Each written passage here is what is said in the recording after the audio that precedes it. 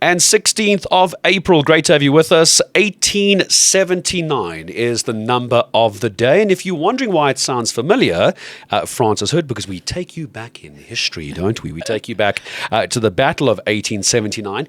And somehow, Lesetja Kganyago has used this to talk about inflation, I think. I know. The Reserve Bank has given us, or the governor has given us another war to talk about besides the war in the Middle East, going back to 1879. So he's talking about inflation using this analogy of this battle, this Anglo-Zulu battle. Yes. And this British commander said to his troops, there was a small number of Brits, big number of Zulu warriors coming towards them, and he said, wait. Hold your fire, wait till you can see the whites in their eyes, and then pull the trigger. And that's why the Brits did so well. They waited, and they got the other side close. Now, he's saying that we can't wait in terms of inflation, because what the bank does when inflation is getting too hot, prices are moving up too quickly, they want to raise interest rates. So essentially, he's hinting that the bank is considering raising interest rates sooner rather than later. And he says waiting until we see the whites of inflation's eyes. So interesting, now inflation has eyes. By the time you decide, it might be too late. So he's saying don't let inflation come at us too quickly. We have to be preemptive.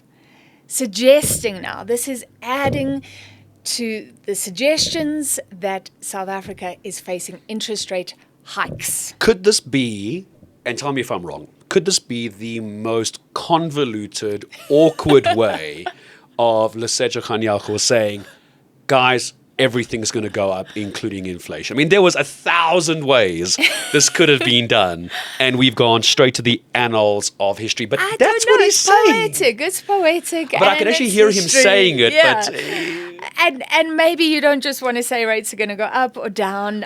Give us a different soundbite is what he's doing, isn't it? Yes, and he's not saying they'll definitely go up. He's saying let's not wait till inflation overwhelms us. And this adds to, like I said, the bets. The bets are now on. And remember, we started this year in a good on a good wicket. Those are the for good old consumers. days. The good old days, we had interest rate cuts since September 2024. Yes. All in all, there's been relief in terms of interest rates since 2024 of 1.5 percentage points. So if you are paying off a home loan, you're in a much better position. Then we were hoping for a few more cuts this year. Didn't happen in January. Then the war came, and now we are talking about interest rate hikes. And the bets are on. Citigroup is saying it now expects the banks to start raising rates next month. So a 25 basis point hike in May, and our Reserve Bank meets every second month, and another 25 basis points in July. Ouch. Sadly. And the context behind the reason for this, when you talk about the reaction from the global banks, just to go back to what Lesetja Kganyago said, he pointed to the last inflation shock. He talked about the post-pandemic.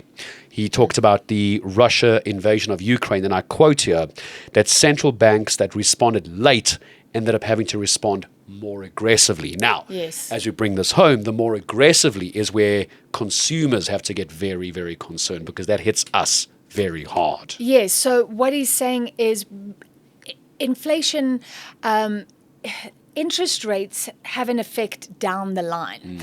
So while inflation is going up, you want to come in early. So say we raise rates, it's going to be a bit of pain.